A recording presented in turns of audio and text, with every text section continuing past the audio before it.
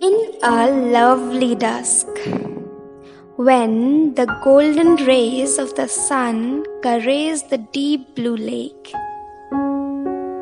I was sitting by the reef, admiring the beauty of the nature, which is the greatest blessing of God.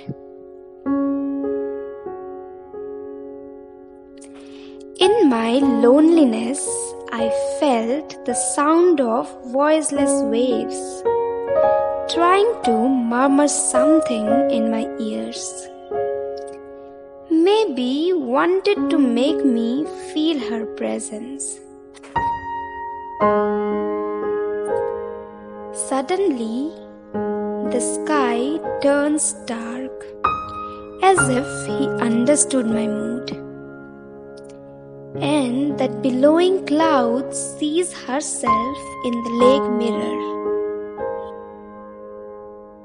and adjusts her uncombed hair. The troths spring out to wish. The moon was just about to arrive to take over the sun as a beacon. So lovely was the loneliness of Wild Lake, with the grasses and trees,